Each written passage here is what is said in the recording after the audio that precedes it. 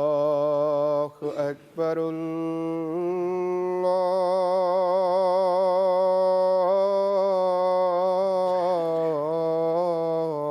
الله أكبر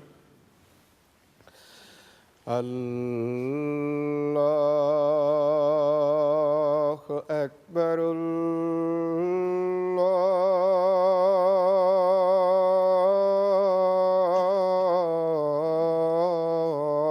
الله أكبر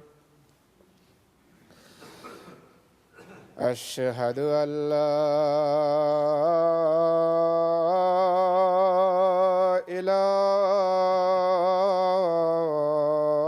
إله إلا الله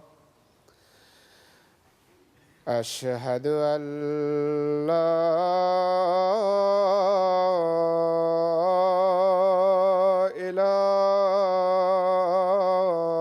إله إلا الله أشهد أن محمدًا رسول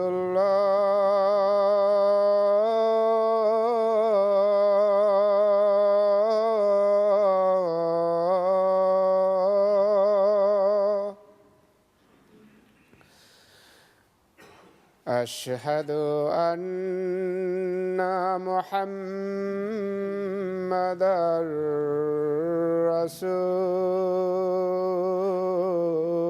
رسول الله حي على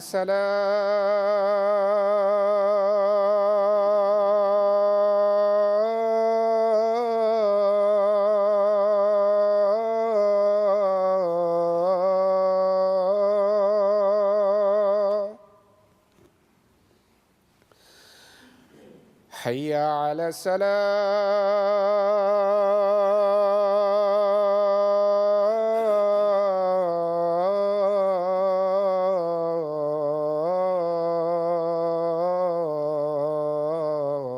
الصلاة حي على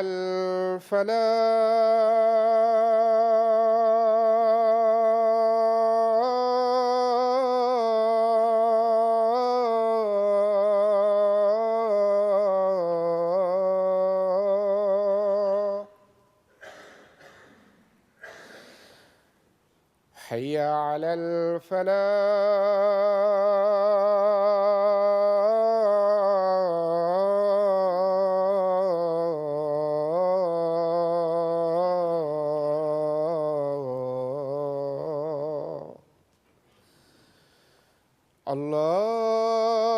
الله أكبر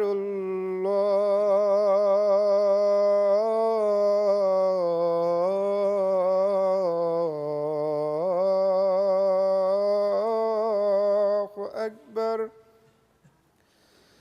لا إله إلا الله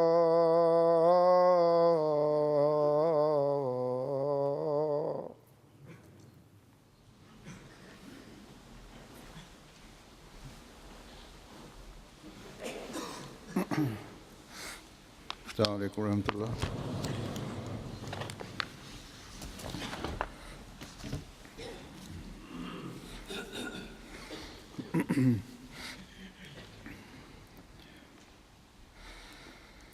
أشهد أن لا إله إلا الله وحده لا شريك له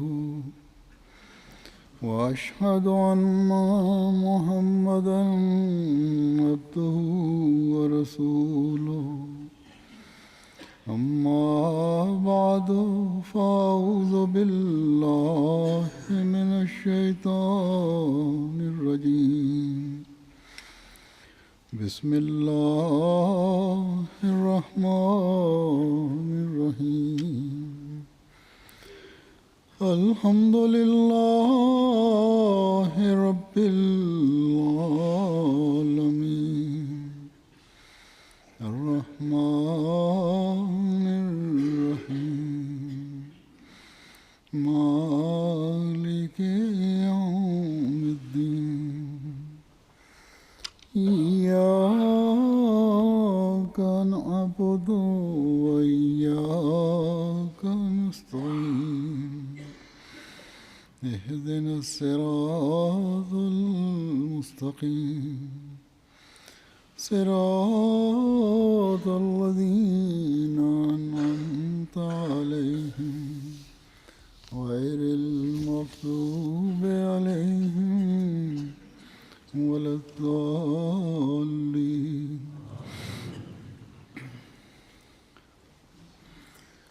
जब भी दुनिया में এই পৃথিবীতে যখনই ভূমিজাত বা মর্ত্যজাত এবং আসমানি বা স্বর্গীয় বিপদাপদ নেমে আসে, খোদাভীতি রাখে এমন প্রত্যেক ব্যক্তি এই ভয়ে ত্রস্ত থাকে যে আজ এক অঞ্চলে যে বিপদ নাজেল হয়েছে, কাল কোথাও আমাদেরকে কোনো সমস্যার আবর্তনা নিক্ষেপ করে আমাদের কোনো কর্ম খোদার যেন অসন্তুষ্টির কারণ না হয়। একজন প্রকৃত মুমিনেরই এমন অবস্থা হতে পারে। শুধু তারই হতে পারে যার এই বুদ্ধি এবং অন্তর্দৃষ্টি রয়েছে যে খোদা তাআলা ভ্রুক্ষেপহীন। এই সচেতনতা যদি থাকে তাহলে সে খোদাভীতির সাথে খোদার সন্তুষ্টির পথ মাড়ানোর এবং অনুসরণের চেষ্টা অব্যাহত রাখে। এমন মুমিনদের সম্পর্কে আল্লাহ তাআলা বলেন যে ইন্নাল্লাযিনা হুম মিন খাশিয়াতি রাব্বিহিম মুশফিকুন, অর্থাৎ তারা এমন মানুষ যারা নিজ প্রভুর ভয়ে প্রকম্পিত, কম্পমান বা ত্রস্ত থাকে। আর এই কারণে বে আয়াত রাব্বিহিম ইউমিনুন, আর এই ভয়ের সুবাদে তারা নিজ প্রভুর নিদর্শনাবলীর উপর ঈমান আনে। আর পরের আয়াতগুলোতে বলা হয়েছে আল্লাহর সাথে কাউকে শরীক করে না, আর সর্বাবস্থায় তাদের মনোযোগ থাকে আল্লাহ তাআলার পবিত্র দৃষ্টির প্রতি। এটি নয় যে বিপদ আপদে পড়লেই আল্লাহর কথা মনে পড়বে বা বিপদ আপদ কেটে গেলে আল্লাহ তাআলাকে ভুলে যাবে, এমনটি হয় না তাদের ক্ষেত্রে। এমন নয়, বরং সর্বাবস্থায় স্বাচ্ছন্দ্য হোক বা অস্বাচ্ছন্দ্য, সমস্যায় জর্জরিত হোক বা সমস্যা মুক্ত হোক, সর্বাবস্থায় আল্লাহ তাআলাকে তারা স্মরণ রাখে এবং পুণ্যের ময়দানে তারা এগিয়ে যাওয়ার চেষ্টা জারি রাখে। আল্লাহ তাআলাকে তখনও স্মরণ রাখতে হয় যখন খোদা তাআলা সকল প্রকারের বিপদ আপদ এবং সংকট থেকে আমাদেরকে মুক্ত রাখেন, যখন কোনো প্রকারের দুশ্চিন্তা বা পেরেশানি থাকে না, তখন যখন তারা সমস্যায় পড়ে তখন আল্লাহ তাআলার সামনে তারা আরও বেশি ঝুঁকে। প্রাকৃতিক বা মৌসুমি কোনো পরিবর্তন যখন মহানবী সাল্লাল্লাহু আলাইহি ওয়াসাল্লাম দেখতেন, হযরত মুহাম্মদ সাল্লাল্লাহু আলাইহি ওয়াসাল্লাম যিনি আমাদের জন্য সর্বোত্তম আদর্শ, কিয়ামত পর্যন্ত আগত সকল মানুষের জন্য যিনি উত্তম আদর্শ, এমন আবহাওয়ার পরিবর্তনে রাসূলুল্লাহ ইসলামের অবস্থা কেমন হতো, তার আমল বা কর্ম কী ছিল, সে সম্পর্কে হযরত আয়েশা রাদিয়াল্লাহু আনহার পক্ষ থেকে একটি রওয়ায়াত বর্ণিত হয়েছে। তিনি বলেন যে যখন প্রবল ধুলাঝড় বা ঘূর্ণিঝড় আসতো, তিনি সাল্লাল্লাহু আলাইহি ওয়াসাল্লাম এই দোয়া করতেন যে হে আল্লাহ, এই ধুলাঝড়ে প্রচ্ছন্ন সমস্ত প্রকাশ্য এবং অপ্রকাশিত কল্যাণের ভিখারির সমস্ত প্রকাশিত এবং অপ্রকাশিত অকল্যাণ থেকে তোমার আশ্রয় চাচ্ছি। হযরত আয়েশা রাদিয়াল্লাহু আনহা আরও বলেন যে আকাশ যখন মেঘে ভরে যেত, তখন তার রং বদলে যেত। তিনি কখনো ঘরে প্রবেশ করতেন, কখনো ঘর থেকে বেরিয়ে যেতেন, কখনো সামনে আসতেন, কখনো পিছনে যেতেন। আর মেঘ বা বৃষ্টি বর্ষিত হওয়ার পর তার এই ভীতি কেটে যেত। তিনি বলেন যে তার পবিত্র চেহারা দেখেই আমি এটি বুঝতে পারতাম। তিনি বলেন, হযরত আয়েশা রাদিয়াল্লাহু আনহা বলেন যে একবার আমি রাসূলুল্লাহ সাল্লাল্লাহু আলাইহি ওয়াসাল্লামকে এই ভীতির কারণ জিজ্ঞেস করলাম। তিনি বলেন যে হে আয়েশা,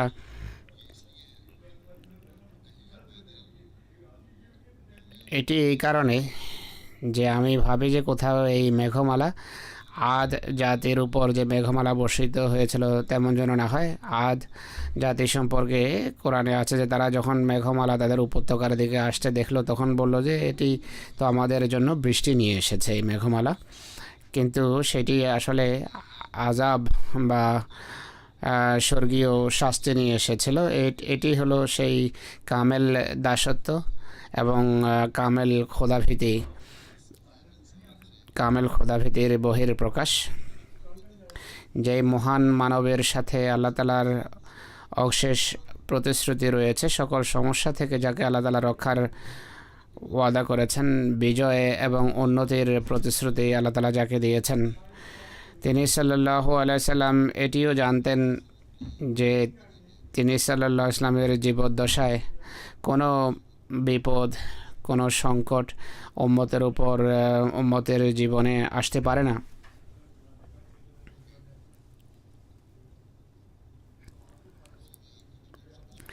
বরং অন্যরাও যে বিপদমুক্ত ছিল সেটি তারই কল্যাণে ছিল। কোনো দাজ্জালের প্রতারণা তার যুগে সফল হওয়া সম্ভব ছিল না। তিনি সাল্লাল্লাহু আলাইহি সাল্লাম এটিও জানতেন যে যখন ঝড় বা তুফান আসে সেটি তার পক্ষে, তার অনুকূলেই আসে। বদরের যুদ্ধ হোক বা পরীক্ষার যুদ্ধ, ধুলাঝড় এবং তুফান শত্রুর ধ্বংস এবং পরাজয়ের কারণ হয়েছে,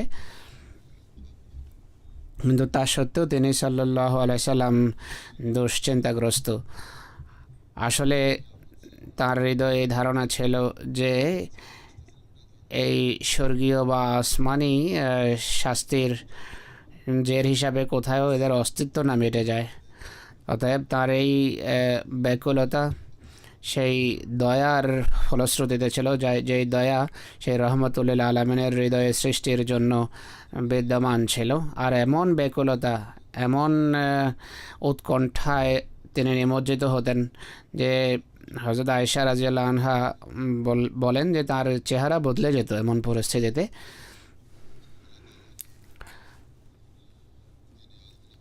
আল্লাহ তাআলার ভ্রুক্ষেপহীনতার কারণে তার দুশ্চিন্তা হতো যে কোথাও মানুষের অহংকার এবং খোদার কুদরতকে সঠিকভাবে বুঝতে না পারার কারণে কোথাও এটি পুরো জাতির ধ্বংস না ডেকে আনে। সূরা হুদ সম্পর্কে তিনি বলেন যে এই সূরা আমাকে বৃদ্ধ করে দিয়েছে। বিভিন্ন জাতির ধ্বংসের কাহিনী এই সূরাতে বর্ণিত হয়েছে। রাসূলুল্লাহ সাল্লাল্লাহু আলাইহি সাল্লাম যিনি খোদা তাআলার বাণীকে সত্যিকার অর্থে বুঝতেন, তার তুলনায় বেশি কেউ বুঝতো না বা বোঝা কারোর জন্য সম্ভব ছিল না। তিনি চিন্তিত থাকতেন, তার দুশ্চিন্তা হতো যে উম্মতের সঠিক পথে পরিচালিত হওয়ার দায়িত্ব আমার উপর ন্যস্ত। কেননা আল্লাহ বলেন যে ফাস্তাকিম কামা উমিরতা ওয়া মান তাবা মাআকা ওয়ালা তাতগাও, তোমাকে যেভাবে নির্দেশ দেওয়া হয় বা যে নির্দেশ দেওয়া হয় তার উপর অবিচলতার সাথে প্রতিষ্ঠিত থাকো, এবং তারাও যারা তোমার সাথে তওবা করেছে আর সীমা লঙ্ঘন করো না। অর্থাৎ মোমেনদের জন্য এই নির্দেশ যে সীমা লঙ্ঘন করো না। সীমা ছাড়িয়ে যাওয়া, সীমা লঙ্ঘন খোদা তাআলার অসন্তুষ্টিকে আমন্ত্রণ জানানোর কারণ হয়ে থাকে। অতএব রাসূলুল্লাহ সাল্লাল্লাহু আলাইহি ওয়াসাল্লামের এই চিন্তা ছিল যে মুমিনের তওবা যেন প্রকৃত তওবা হয়।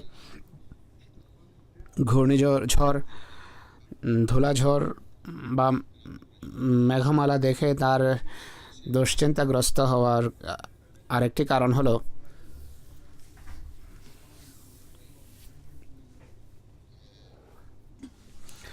কোথায়ও মোমেনদের অপকর্ম কোনো বিপদকে আমন্ত্রণ জানানোর কারণ যেন না হয়।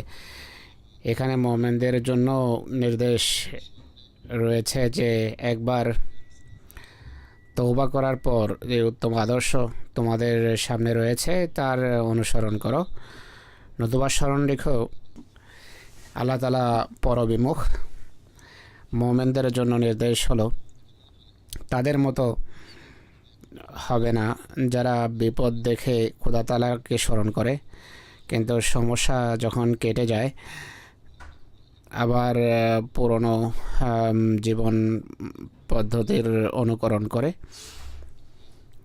একজন মোমেনের তওবা বা অনুশোচনা প্রকৃত তওবা হয়ে থাকে এবং স্থায়ী তওবা হয়ে থাকে।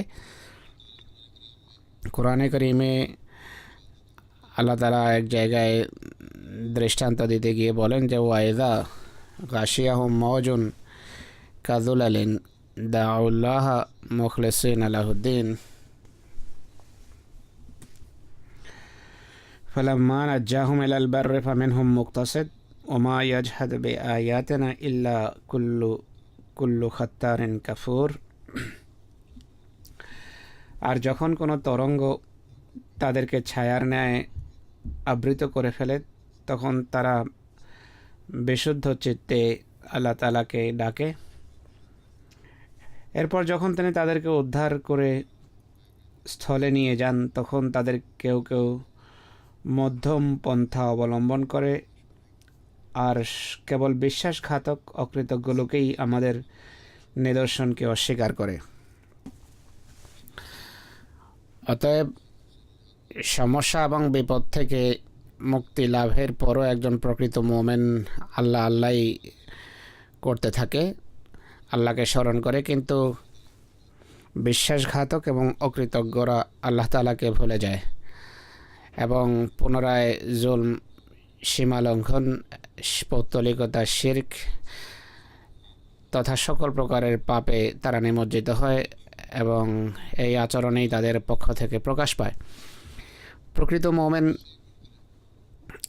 আরও উত্তম নেকির পথ অনুসরণ করে, শুধু সমস্যা বা বিপদের সময় তারা আল্লাহ তাআলাকে স্মরণ করে না বা তাদের নিজেদের উপর যে বিপদ আপদ আসে সেটি তাদের ঈমানকে দৃঢ় করে না, বরং আমরা যেভাবে মহানবী সাল্লাল্লাহু আলাইহি ওয়াসাল্লামের জীবন আদর্শে দেখেছি যে অন্যান্য জাতির পরিণামও হৃদয়ে ভীতি সঞ্চারের কারণ হয়, তা অতীতের বিভিন্ন জাতির ঘটনা হোক বা বর্তমান যুগের বিভিন্ন জাতির সাথে সম্পর্কযুক্ত ঘটনা হোক না কেন। বিভিন্ন অতীত জাতির পরিণাম যদি ক্ষুধাভীতির কারণ হয়ে থাকে তাহলে একজন মোমেনকে যেভাবে আমি পূর্বে বলেছি অন্যান্য জাতির উপর সমসাময়িক যুগে যে সমস্ত বিপদ আপদ আসছে তা কতটা ভয়ের কারণ হতে পারে এবং খোদার সামনে ঝুঁকার কারণ হওয়া উচিত এবং খোদার কাছে পথের দিশা চাওয়া উচিত সমসাময়িক যুগের বিপদ আপদ দেখে। কিন্তু পৃথিবীর মানুষ এটি বোঝে না। সংখ্যাগরিষ্ঠ শ্রেণী এটি মনে করে যে মৌসুমি পরিবর্তন, ভূমিজ বা স্বর্গীয় পরিবর্তনই এই পরিবর্তনের কারণ। কিছুকাল পর এমন আশা বিপদ আপদে সেই থাকে, এটি একটি সাধারণ রীতি। আধুনিক যুগের শিক্ষিত মানুষকে তাদের জ্ঞান খোদা তাআলার পবিত্র কুদরত এবং শক্তি সম্পর্কেই ধৃষ্ট করে তুলেছে। এটি সত্য যে প্রাকৃতিক নিয়মের অধীনেই দুর্যোগ এসে থাকে। এটিও সত্য কথা যে ভূমিকম্প যখন আসে, যখন ভূমির নিচের স্তরে যেই প্লেট আছে, তার কারণেই এই ভূমিকম্প আসে। এটিও সত্য কথা যে নিউজিল্যান্ড এবং জাপানের বিভিন্ন এলাকা, দূরপ্রাচ্যের বিভিন্ন অঞ্চলের দ্বীপপুঞ্জ এই সমস্ত প্লেটের উপরেই রয়েছে, যে কারণে এই সমস্ত অঞ্চলে ভূমিকম্প বেশি আসে। কিন্তু এটিও দেখা আবশ্যক যে এই যুগে খোদার কোনো প্রেরিত মহাপুরুষ নিজ সত্যতার নিদর্শন স্বরূপ এই সমস্ত ভূমিকম্পের ভবিষ্যৎবাণী করেননি তো?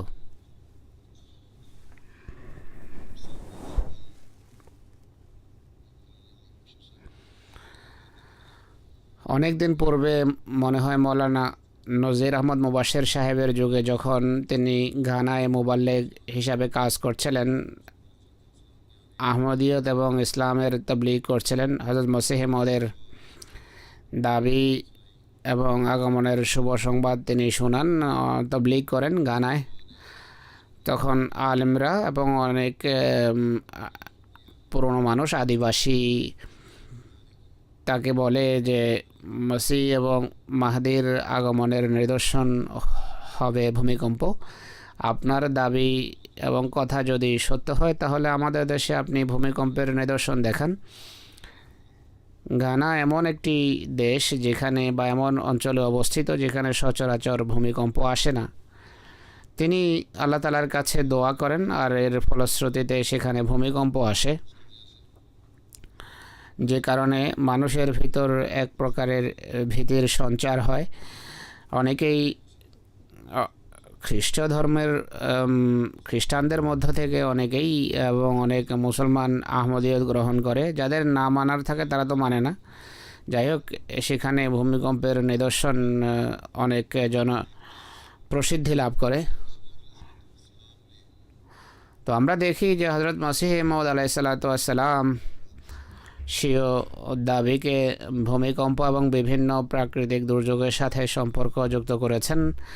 আল্লাহ তাআলার পক্ষ থেকে সংবাদ পেয়ে বিভিন্ন সংকট এবং দুর্ঘটনা এবং ভূমিকম্প সম্পর্কে কী ভবিষ্যৎবাণী করেছে তা দেখুন। তিনি বলেন যে বিভিন্ন দুর্ঘটনা এবং বিপদ আপদ আর সংকট সম্পর্কে আমাকে যে সংবাদ দেওয়া হয়েছে তা হলো সর্বত্র মৃত্যু স্বীয় আঁচল প্রসারিত করবে, সর্বত্র ভূমিকম্প আসবে, ভয়াবহ ভূমিকম্প আসবে, কিয়ামত প্রতিম হবে, ভূমি উথাল পাথাল হয়ে যাবে, অনেকের জীবন দুর্বিষহ হয়ে উঠবে। তখন যারা তওবা করবে এবং পাপ পরিত্যাগ করবে, খোদা তাদের প্রতি করুণা করবেন, যেভাবে সকল নবী এ যুগের সংবাদ দিয়েছিলেন। সেই সমস্ত ঘটনা পুরা হওয়া আবশ্যক, কিন্তু যারা নিজের হৃদয়ের সংশোধন করবে আর সেই সমস্ত পথ অনুসরণ করবে যা আল্লাহর দৃষ্টিতে পছন্দনীয়, তাদের কোনো ভয় নেই এবং তারা দুঃখিত হবে না। আল্লাহ তাআলা আমাকে সম্বোধন করে বলেছেন যে তুমি আমার পক্ষ থেকে সতর্ককারী, আমি তোমাকে প্রেরণ করেছি যেন অপরাধী এবং পুণ্যবানের পার্থক্য স্পষ্ট হয়ে যায়। তিনি বলেন পৃথিবীতে এক সতর্ককারী এসেছে, পৃথিবী তাকে গ্রহণ করেনি, কিন্তু খোদা তাকে গ্রহণযোগ্যতার মর্যাদা দেবেন এবং জোরালো আক্রমণের মাধ্যমে তার সত্যতার স্বাক্ষর রাখবেন। আমি তোমাকে এত কল্যাণমণ্ডিত করবে বাদশাহ, তোমার পোশাককে বরকত সন্ধান করবে। তিনি বলেন ভবিষ্যৎ ভূমিকম্প যা একটি ভয়াবহ ভূমিকম্প হবে সে সম্পর্কে আল্লাহ আমাকে সংবাদ দিয়েছেন। তিনি বলেন যে পুনরায় বসন্ত এসেছে এবং খোদার কথা পুনরায় পরিপূর্ণতা লাভ করেছে, তাই ভূমিকম্প আসা আবশ্যক। কিন্তু সদাচারী নিরাপদ, তাই তোমরা সদাচারী হও, তাকওয়া অবলম্বন করো যেন রেহাই পাও। আজকে খোদাকে ভয় করা যেন সেই দিনের ভীতি থেকে নিরাপদ থাকো। আকাশের কিছু প্রকাশ করা আবশ্যক, ভূমি থেকে কিছু প্রকাশিত হওয়া অবধারিত, কিন্তু খোদাকে যারা ভয় করে তাদেরকে রক্ষা করা হবে। তিনি বলেন যে আল্লাহ তাআলার বাণী আমাকে সম্বোধন করে বলে যে অনেক দুর্যোগ আসবে, অনেক বিপদ আপদ পৃথিবীতে প্রকাশ পাবে, কিছু আমার জীবদ্দশায় আর কিছু আমার তিরোধানের পর। আর তিনি এই জামাতকে প্রভূত উন্নতি দান করবেন, কিছু আমার হাতে আর কিছু আমার বিদায়ের পর। তো এই ছিল তার দাবি। এই হলো তার দাবি। যেভাবে আমি একবার পূর্বেও বলেছি, মনে হয় গত বছর বলেছি এই প্রেক্ষাপটে, যে গত 100 বছরে যে সমস্ত বিপদ আপদ এবং ভূমিকম্প দুর্যোগ দেখা দিয়েছে তা ইতিপূর্বে দেখা যায়নি। ছোট ছোট নয়, বড় বড় যে সমস্ত দুর্যোগ এসেছে তা রেকর্ড রয়েছে, কিন্তু ততটা আসেন যতটা গত 100 বছরে দেখা দিয়েছিল। আল্লাহ তাআলা এই সমস্ত নিদর্শন পৃথিবীর বিভিন্ন প্রান্তে বারবার দেখাচ্ছেন। তাই এই সতর্কবাণীকে আমাদের সামনে বারবার আনা উচিত, রাখা উচিত, যেন আমাদের নিজেদের ঈমানও দৃঢ় হয় আর পৃথিবীর দূর গোড়ায় যেন সেই বাণী পৌঁছাতে পারি, যে বাণী নিয়ে মসিহ ইসলাম এসেছিলেন। তিনি স্পষ্টভাবে বলেছেন, আমার সত্যতার নিদর্শন আমার জীবদ্দশায়ও প্রকাশ পাবে আর আমার তিরোধানের পরও।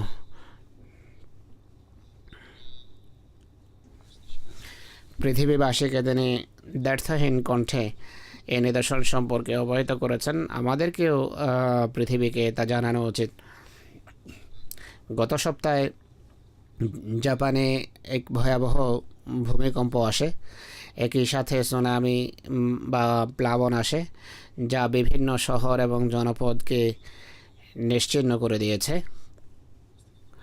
ভূমিকম্পের ফলে যে সমস্ত শহর এবং জনপদ ধ্বংস হয়, পানি তা ভাসিয়ে নিয়ে যায় সেই সমস্ত জনপদকে।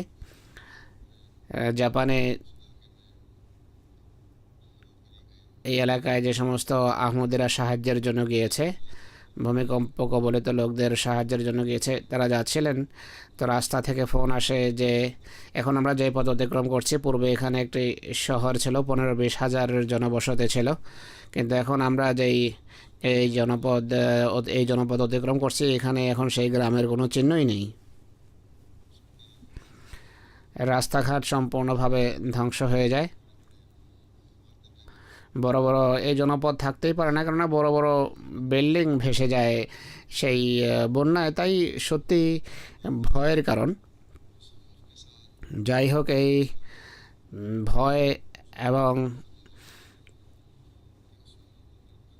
ভীতির সাথে আমাদের মনে মোহাম্মদ রাসূলুল্লাহর আদর্শ অনুসরণ করে তো আমাদের দোয়া করা উচিত যে আল্লাহ তাআলা এই পৃথিবীবাসীদের সত্য চেনার তৌফিক দেন, যেন তারা এই বিপদ এবং এই সংকট থেকে রেহাই পায়। এই বিপদ, এই আযাবে ধ্বংস হওয়ার পরিবর্তে খোদা তাদের বক্ষ উন্মোচিত করুন।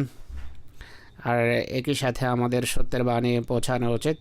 আর জাপানিদের সম্পর্কে হযরত মসিহ মাউদ আলাইহিসসালাতু ওয়াসসালামের বিশেষভাবে ভালো ধারণা ছিল, আর তাদের মাঝে সত্য প্রচারের তাঁর এক অদম্য আন্তরিকতাও ছিল। তাই যেখানেই ভূমিকম্প এবং বিপদ আপদ আসে, সেখানে তাদের জন্য এই শুভ সংবাদও রয়েছে যে হযরত মসিহ মাউদের এই ইতিবাচক ধারণা অনুসারে তারা যদি সত্যের বাণী পয়গামকে বোঝে, তাহলে হয়তো তাদেরকে রক্ষাও করা যেতে পারে। তাই আমাদের এদিকে মনোযোগ দিতে হবে। সেখানকার আহমদিয়া জামাত যদিও খুবই ছোট, কিন্তু যাই হোক, তাদেরকে সর্বশক্তি নিয়োজিত করা উচিত এই বাণী পৌঁছানোর কাজে। যতটা সম্ভব তাদের এই বাণী পৌঁছানো উচিত। আর এই পরিস্থিতিতে হিকমত এবং প্রজ্ঞার সাথে ইসলামের বাণী পৌঁছান এবং একই সাথে মানব সেবাও করুন।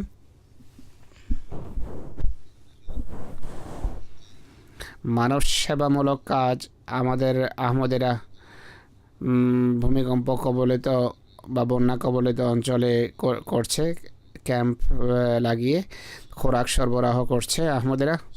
কিন্তু এই সমস্ত যোগাযোগ যা এখন প্রতিষ্ঠিত হচ্ছে তা স্থায়ী হওয়া চাই, যেন ইসলামের সুন্দর এবং আকর্ষণীয় শিক্ষা সম্পর্কে তারা অবগত হতে পারে। জাপান তাদের ঐতিহ্যগত শিন্টো ধর্মের শিন্টো ধর্ম নিয়ে গর্ব করে, তাদের দৃষ্টি এতেই সীমিত থাকে, বা তারা বৌদ্ধ। বরং তাদের কোনো কোনো গবেষকরা বলেন যে উভয় ধর্ম সেখানে সমান্তরালে কাজ করছে। বিয়ে শাদির ক্ষেত্রে তারা শিন্টো ধর্মের ঐতিহ্যকে অনুসরণ করে। বিভিন্ন আচার অনুষ্ঠান শিন্টো ধর্মের শিক্ষা অনুসারে হয়ে থাকে। আর মৃত্যু আর দাফন কাফনের সময় বৌদ্ধ ধর্মের শিক্ষা তারা অনুসরণ করে। সেই ধর্ম অনুসারে আচার অনুষ্ঠান তারা পালন করে থাকে। আমার এক জাপানি বন্ধু জামাতের সাথে গভীর সম্পর্ক রাখেন। তিনি সরকারি ওহদাদার না হলেও ভালো প্রভাবশালী একজন মানুষ, মন্ত্রী দের সাথে পরিচিতি রাখেন। তিনি একদিন বলেন যে আমাদের শিন্টো ধর্মের কারণে জাপানিদের দৃষ্টি ধর্মের প্রতি নিবদ্ধ হতে পারে না। আমি তাকে বললাম যে যদিও এই ধর্মের ভিতর চারিত্রিক শিক্ষা রয়েছে অনেক উন্নত মানের, কিন্তু একদিন অবশ্যই তাদেরকে ইসলামের দিকে আসতে হবে। এদের মৌলিক শিক্ষা সম্পর্কে আমি যেভাবে বলেছি যে অনেক উত্তম চারিত্রিক বা নৈতিক শিক্ষা এ ধর্ম দিয়ে থাকে। মনে হয় যেন ইসলামের উন্নত নৈতিক শিক্ষাকে তারা বরণ এবং গ্রহণ করেছে।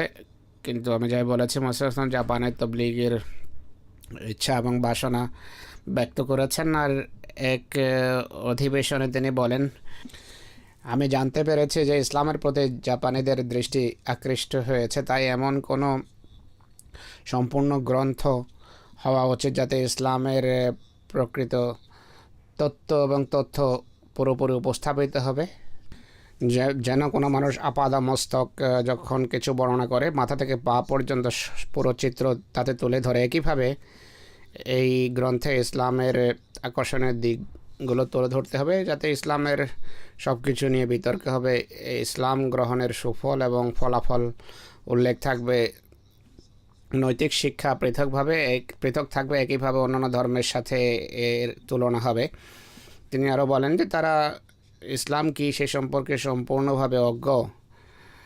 মুসলিম ইসলাম বলছেন, অন্যরা ইসলাম সম্পর্কে যে বই লিখে উপস্থাপন করবে তার উপর আমি নির্ভর করতে পারি না। অর্থাৎ আহমদি ছাড়া অন্য যারা লিখছে তাদের বইতে ভুলভ্রান্তি আছে, তাই আমি তার উপর নির্ভর করতে পারি না।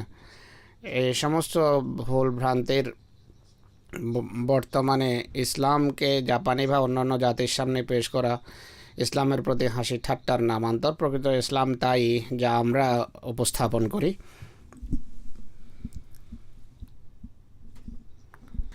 হজরত মসিহ মাউদ ইসলাম আমাদের উপরে দায়িত্ব অর্পণ করেছেন, অর্থাৎ এমন একটি উৎকর্ষ গ্রন্থ জাপানি ভাষায় লেখার দায়িত্ব, যা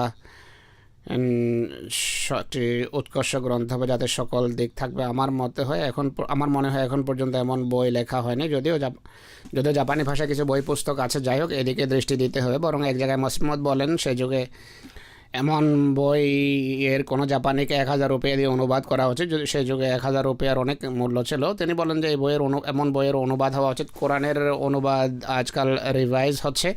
আল্লাহর ফজলে আমাদের মোবাল্লিগ জিয়াউল্লাহ সাহেব রয়েছেন, আরও একজন জাপানি আহমদি বন্ধু এই কাজ করছেন। কাজ পরিসমাপ্ত হওয়ার পথে।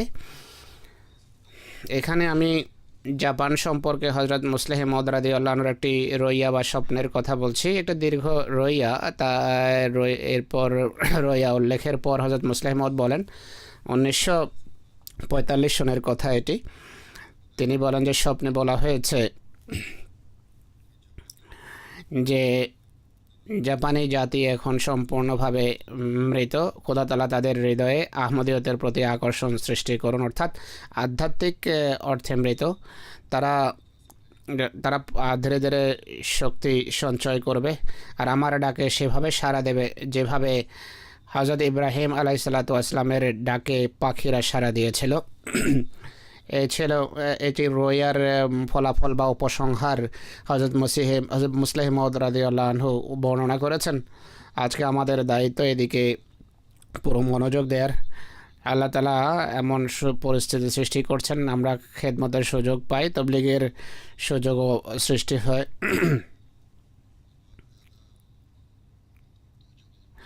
এখন এদিকে অধিক মনোযোগ দেওয়া প্রয়োজন। আজকে পৃথিবীর সকল জাতিকে সতর্ক করা আমাদের দায়িত্ব। জাপানে যে ভূমিকম্প এবং ঘূর্ণিঝড় বা সুনামি এসেছে, কেউ কেউ বলে যে সহস্র বছরের ইতিহাসে এমনটি ঘটেনি। জাপান পৃথিবীর এমন একটি দেশ যেখানে ভূমিকম্প এসেই থাকে, যেভাবে আমি পূর্বে বলেছি। আর তারা বিল্ডিং এমন নির্মাণ করে যা ভূমিকম্প সহ্য করতে পারে, কিন্তু ঐশী তকদির যখন কাজ করে তখন কেউ ঐশী তকদিরের সামনে দাঁড়াতে পারে না। মানুষের জ্ঞান বুদ্ধি এখন পর্যন্ত 7.5 বা 8 মাত্রার ভূমিকম্প মোকাবেলা করার মতো বিল্ডিং নির্মাণ করতে পারে, কিন্তু এখন যে ভূমিকম্প এসেছে এটি 9 মাত্রার ভূমিকম্প ছিল। আর সামুদ্রিক ঘূর্ণিঝড় এরপর আরও ধ্বংসযজ্ঞ ডেকে এনেছে। আর মানুষ মনে করে যে আমি অনেক উন্নতি করেছি, আর কিছু বিষয়কে নিজের অধীনস্থ করে আমি নতুন নতুন আবিষ্কার আদি সামনে নিয়ে আসি। আর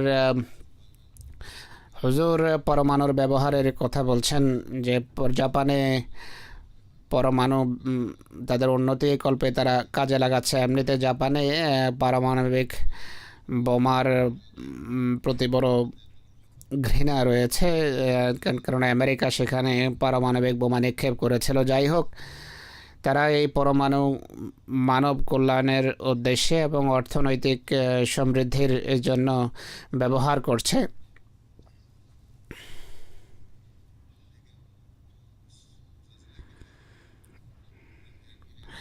কিন্তু এই ভূমিকম্পের পর এই পারমাণবিক রিয়েক্টরও এক ধ্বংসযজ্ঞ সৃষ্টি করেছে।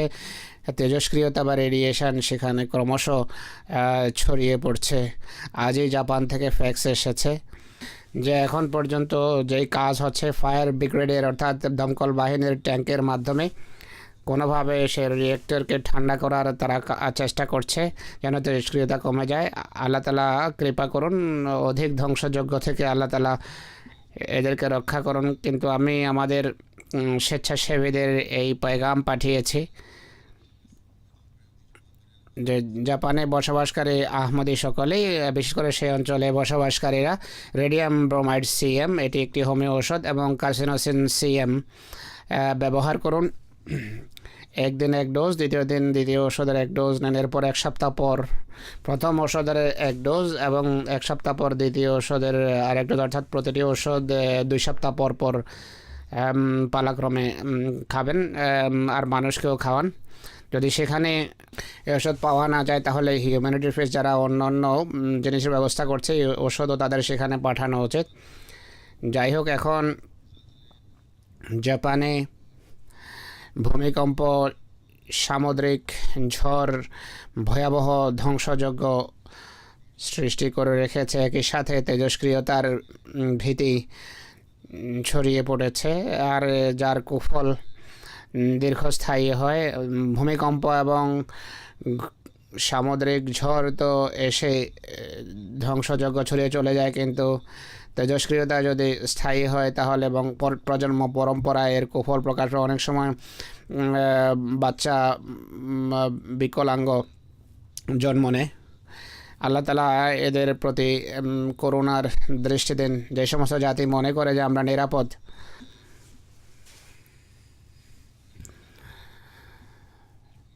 তারাও যোগ ইমামের ভবিষ্যৎবাণী অনুসারে নিরাপদ নয়।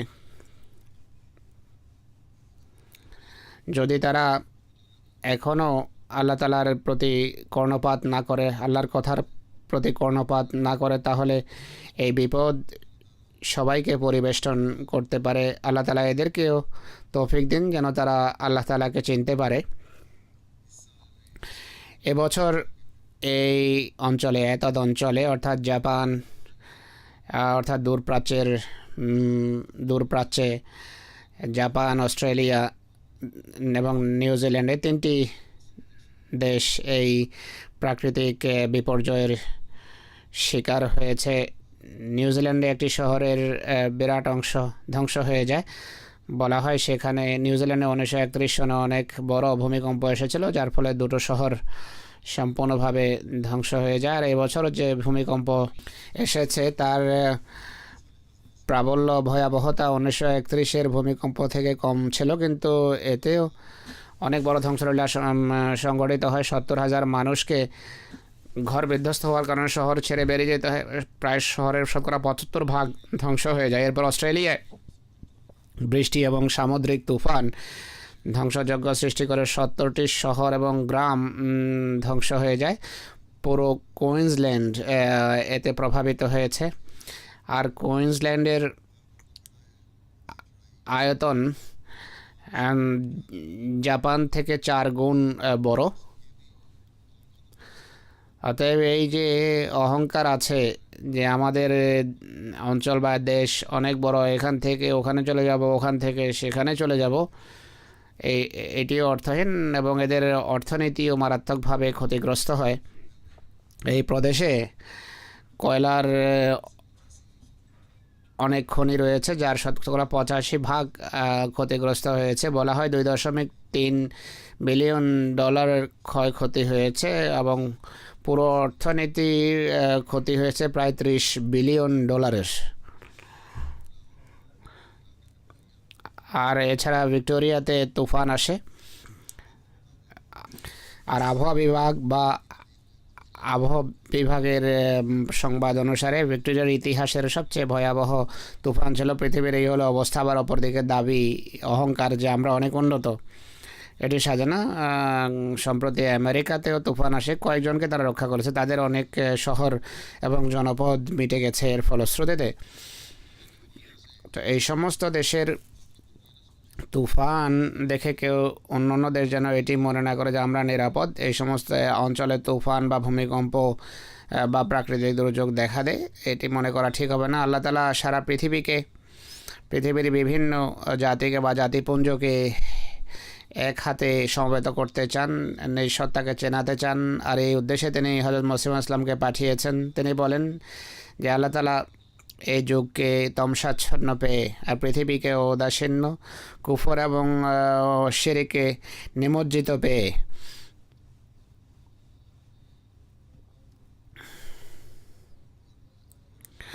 আর ঈমান, নিষ্ঠা, তাকওয়া এবং সততাকে বিলুপ্ত হতে দেখে আমাকে পাঠিয়েছেন, যেন পৃথিবীতে জ্ঞানগত, আমলগত, নৈতিক, চারিত্রিক ও বিশ্বাসগত সত্যতা প্রতিষ্ঠিত করতে পারেন। আর ইসলামকে সেই সমস্ত লোকদের আক্রমণ থেকে রক্ষা করা তার উদ্দেশ্য যারা ফিলসফি এবং প্রকৃতি পূজা আর লাগামহীন স্বাধীনতা, নাস্তিকতার লেবাসে এই ঐশী বাগানকে ক্ষতিগ্রস্ত করতে চায়।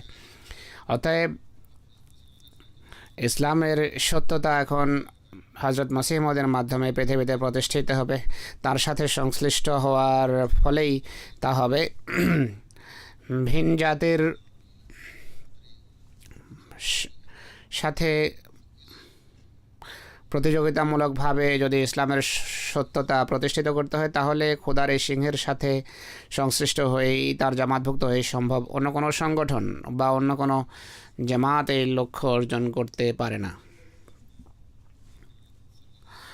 উম্মতকে মুহাম্মদ রাসূলুল্লাহ সাল্লাল্লাহু আলাইহি সাল্লামের এই নির্দেশ নিয়ে ভাবা উচিত, চিন্তা করা উচিত যে কীভাবে ঘূর্ণিঝড় এবং বৃষ্টি দেখে তিনি ব্যতিব্যস্ত হয়ে যেতেন।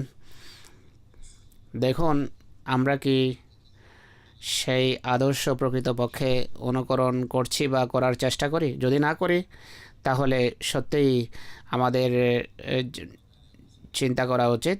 আল্লাহ তাআলা কিন্তু পরবিমুখ, তিনি ভ্রুক্ষেপহীন, কেউ তার আত্মীয় নন বা কারোর সাথে তার আত্মীয়তা নেই।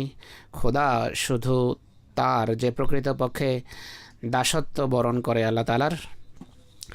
পাকিস্তানে গত বছর যে বন্যা এসেছে, যা দেশের ইতিহাসের সবচেয়ে ভয়াবহ বন্যা ছিল, যা সীমান্ত প্রদেশ থেকে আরম্ভ করে সিন্ধু পর্যন্ত সকল প্রদেশকে নিমজ্জিত করেছে। আর বিশ্লেষকরা বিশ্লেষণ করেন যে এটি ইন্দোনেশিয়ার সুনামি বা ঘূর্ণিঝড় থেকেও বেশি ধ্বংসাত্মক ছিল। এখনও মানুষ বিভিন্ন শহরে ক্যাম্পে বসবাস করছে, তাদেরকে পুনর্বহাল করার দিকেও কারো মনোযোগ নেই। আর সেই মোল্লার দিকেও তাদের মনোযোগ নেই, যারা তাদের প্রতি সহানুভূতির দাবি করে, যারা তাদেরকে আহমদীদের বিরুদ্ধে প্ররোচিত করার দায়িত্বে নিয়োজিত। দেশে চরম অশান্তি বিরাজ করছে, তাও মানুষ বোঝে না যে কি হচ্ছে তাদের সাথে। আর যোগী ইমামকে তারা অস্বীকার করা থেকে বিরতই হচ্ছে না। যেই বন্যা আসে গত বছর, মৌলবি সাধারণ মানুষকে আশ্বস্ত করার টেলিভিশনেও তারা এটি ধৃষ্টতার সাথে বলে বেড়ায় যে এটি আসলে শাস্তি নয়, বরং একটি পরীক্ষা। আর আল্লাহওয়ালারা পরীক্ষার সম্মুখীন হয়েই থাকে, অথচ এরা নিজেরাই বলে যে শাস্তি নবী আসা ছাড়া আসে না, নবীর দাবি ছাড়া শাস্তি আসে না। যেহেতু নবী নেই, তাই এটি আযাব আখ্যায়িত হতে পারে না। অথচ যিনি নবুয়তের দাবি করেছেন, সেই দাবি গ্রহণ বা শোনার জন্য তারা প্রস্তুতি নয়। আল্লাহ এদের প্রতি করুণা করুন, এই জাতির প্রতি। কয়েক বছর পূর্বে এক ভয়াবহ ভূমিকম্প এসেছিল, চরম ধ্বংসযজ্ঞ তারা দেখে, কিন্তু এরপরও এরা কাণ্ডজ্ঞান খাটায় না। এরা যেহেতু ভাবে না, চিন্তা করে না যে এই সমস্ত বিপদ আপদের ভবিষ্যৎবাণী খোদার পক্ষ থেকে প্রেরিত মহাপুরুষ করে গেছেন, যে মহাপুরুষকে এরা অস্বীকার করেছে।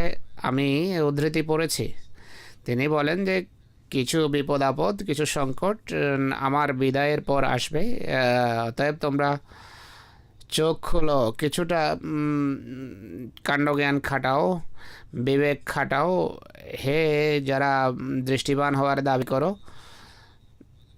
দৃষ্টিশক্তির অধিকারী হওয়ার দাবি করো। হযরত মুহাম্মদ ইসলাম স্পষ্টভাবে বলেছেন যে অন্যান্য দেশে আযাব বা দুর্যোগ বা বিপদ আপদ দেখে মনে করো না যে আমরা নিরাপদ। তিনি বলেন যে আমার ভবিষ্যৎবাণী সারা বিশ্বের জন্য, পাঞ্জাব এর বাইরে নয়।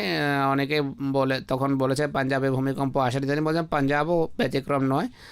আর উপমহাদেশের অন্য কোনো শহর বা কোনো অঞ্চলও এর ঊর্ধ্বে নয়। তিনি স্পষ্টভাবে বলেছেন যে সত্যকে লুকিয়ে রাখা যায় না, সত্য গোপন রাখা যায় না, তাই কিছু ভাবো, চিন্তা করো। আরেক জায়গায় তিনি বলেন, তার উদ্ধৃতি আমি তুলে ধরছি, যে স্মরণ থাকা উচিত যে আল্লাহ তাআলা আমাকে সার্বজনীন ভূমিকম্পের সংবাদ দিয়েছেন, তাই নিশ্চিত যেন যেভাবে ভবিষ্যৎবাণী অনুসারে আমেরিকায় ভূমিকম্প এসেছে, একইভাবে ইউরোপেও এসেছে, আর এশিয়ার বিভিন্ন স্থানেও সেই ভূমিকম্প আসবে এবং তার কত কিয়ামত সদৃশ হবে। আর এত মৃত্যু ঘটবে যে রক্ত বন্যা বয়ে যাবে, পশু পাখি ওর বাইরে থাকবে না, ভূপৃষ্ঠে এমন ভয়াবহ ধ্বংসযজ্ঞ সৃষ্টি হবে যে পৃথিবীর সৃষ্টি থেকে আজ পর্যন্ত কখনো হয়নি।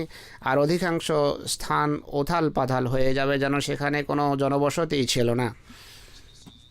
আর একই সাথে আরও অনেক বিপদাপদ আকাশ এবং পৃথিবীতে ভয়াবহ রূপে প্রকাশ পাবে, এমনকি প্রত্যেক বিবেকবান মানুষের দৃষ্টিতে তা অস্বাভাবিক ঠেকবে।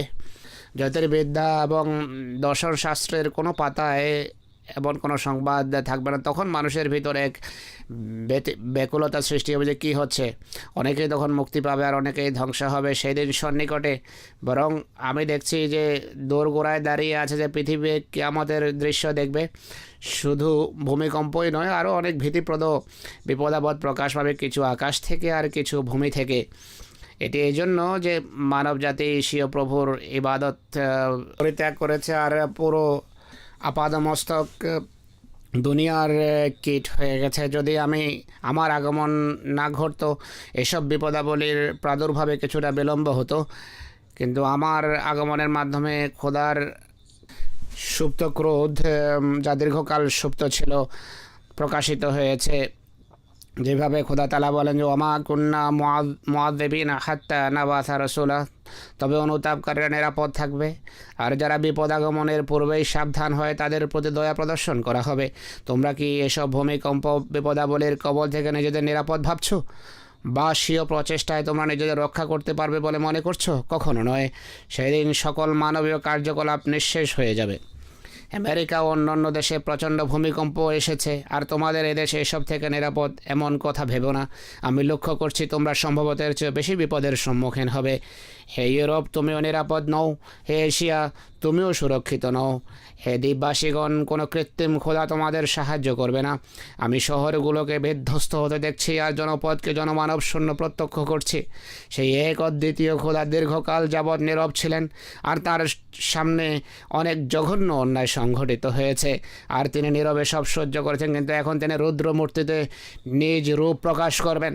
যার শোনার মতো কান আছে সে শুনে নিক, সে সময় দূরে নয়। আমি সকলকে খোদার আশ্রয়ের ছায়াতলে একত্র করতে চেষ্টা করেছি, কিন্তু ভবিতব্য পূর্ণ হওয়া অবশ্যম্ভাবী।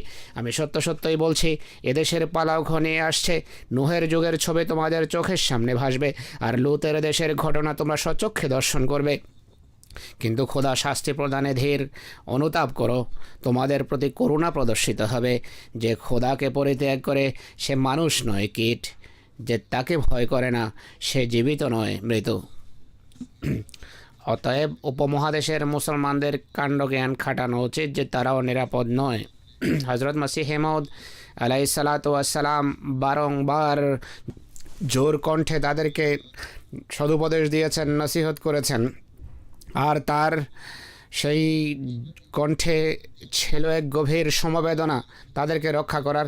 তাই আমাদের জন্য আবশ্যক বারবার সহানুভূতির প্রেরণায় তাদের দৃষ্টি এদিকে, পৃথিবীবাসীর দৃষ্টি এদিকে আকর্ষণ করার। ভারতবর্ষের মুসলমানদেরও শুধরে যাওয়া উচিত। তার মসিমদের বিরুদ্ধে নোংরা ভাষা ব্যবহার করা থেকে বিরত থাকা উচিত। বাংলাদেশের মুসলমানদের মুখে লাগাম দেওয়া উচিত। পাকিস্তানের মুসলমানদেরও বিবেক খাটানো উচিত। বিপদ আপদ এবং দুর্যোগকে খুব কাছে থেকে সবাই দেখেছে। আল্লাহ তাআলাকে ভয় করা উচিত। দ্বীপবাসীরা যেই দুর্যোগের শিকার হয়েছে, আর যে অবস্থার আজকে জাপান সম্মুখীন, এই অবস্থা আমাদের সবার জন্য, সারা বিশ্বকে এটি দেখে শেখা উচিত, শিক্ষা গ্রহণ করা উচিত। আল্লাহ তাআলা করুন মুসলমান যেন এই বাস্তব সত্যকে অনুধাবন করতে পারে, এবং যোগ ইমামের বাণী এবং পয়গাম যেন বুঝতে পারে। এখন আসমানি আযাব বা দুর্যোগ বা বিপর্যয় ছাড়াও প্রত্যেক দেশে এত সমস্যা বিরাজ করছে, সবাই সমস্যার আবর্তে এখন নিপতিত। এটিও মুসলমানদের জন্য এক অনেক বড় পরীক্ষা। জনসাধারণ এবং সরকার পরস্পরের শত্রু হয়ে গেছে। মুসলমানের রক্ত ঝরাচ্ছে। এর তুলনায় বড় দুর্ভাগ্য এবং এর তুলনায় বড় দুঃখজনক বিষয় উম্মতের জন্য আর কি হতে পারে। হায় যদি এরা বুঝতো। উম্মতের কল্যাণের জন্য আল্লাহ তাআলা যাকে পাঠানোর ছিল পাঠিয়েছেন। এখন যদি নিরাপত্তা চাও, কল্যাণ চাও, তাহলে তার নিরাপত্তার আঁচলে আশ্রয় নাও, ঠাঁই নাও। আল্লাহ তাআলা এদেরকে বিবেক দিন, তৌফিক দিন। আল্লাহ আমাদেরকে প্রকৃত মুসলমান হওয়ার তৌফিক দিন, আর প্রকৃত সহানুভূতির প্রেরণায় ইসলামের প্রকৃত বাণীকে যেন আমরা পৌঁছাতে পারি। আর পূর্বের তুলনায় যেন অধিক আমরা দোয়ার উপর নির্ভর করি। একটি দুঃখজনক সংবাদও আছে। জুমায় আসার পূর্বে এই সংবাদ আমি পেয়েছি।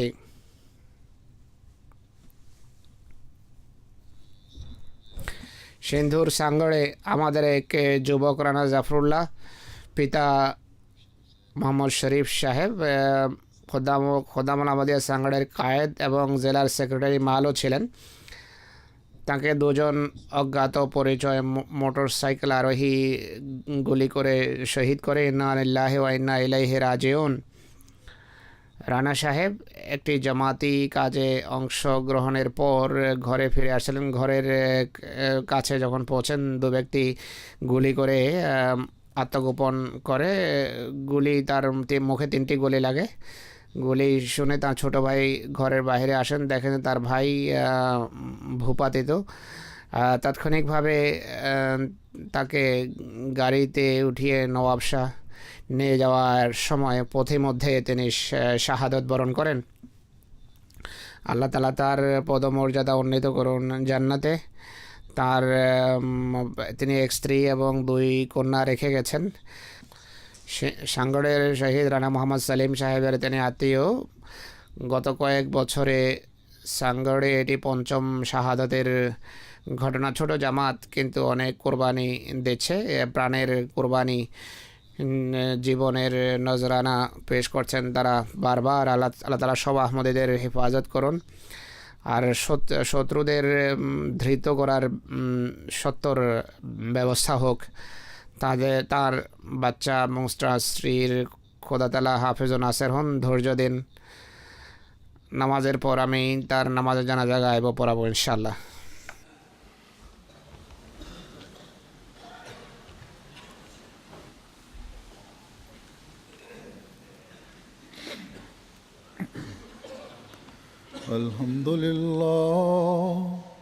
الحمد لله نحمده ونستعينه ونستغفره ونؤمن به ونتوكل عليه ونعوذ بالله من شرور أنفسنا ومن سيئات أعمالنا.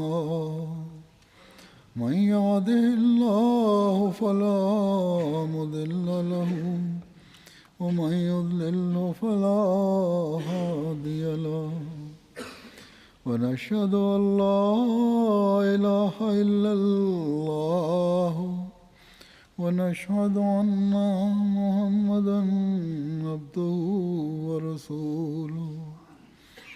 عباد الله رحمكم الله إن الله يأمر بالعدل والإحسان وإيتاء ذي القربى